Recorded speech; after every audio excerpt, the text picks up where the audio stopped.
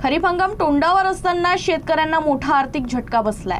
रासायनिक खतांच्या दरात मोठी वाढ झाल्यानं शेतीचा उत्पादन खर्च वाढण्याची शक्यता आहे। यातच डीएपी आणि युरियाचा तुटवडा निर्माण झाल्यानं शेतकऱ्यांची चिंता आणखी वाढली आहे। काही ठिकाणी जुन्या साठ्यातील खतांची वाढीव दरानं विक्री होत असल्याच्या तक्रारीही समोर येत आहेत।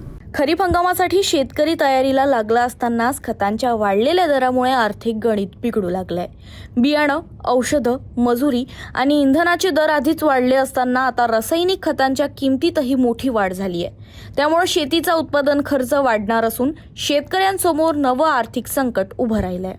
15-15-15 या खताचा दर 1650 रुपयांवरून 2050 रुपयांवर गेलाय। 10-26-26 खतासाठी आता 2250 रुपये मोजावे लागत आहेत। 12-32-16 या खताचा दर 2400 रुपयांवर पोहोचला आहे। तर 20-20-0-13 या खताच्या किमतीत तब्बल 750 रुपयांनी वाढ होऊन त्याचा दर 2200 रुपये झालाय। त्यामुळे शेतकरी वर्गात तीव्र नाराजी आहे। दरम्यान डीएपी आणि युरियाच्या किमती वाढलेल्या नसल्या तरीही जिल्ह्यात या खतांचा तुटवडा जाणवत आहे।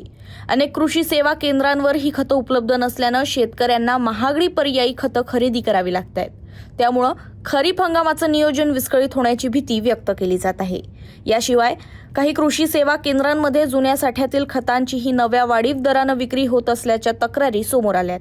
या प्रकरणाची प्रशासनानं तातडीनं चौकशी करून दोषींवर कठोर कारवाई करावी, तसंच खत विक्री प्रक्रियेत पारदर्शकता आणावी अशी मागणी शेतकरी वर्गातून होत आहे।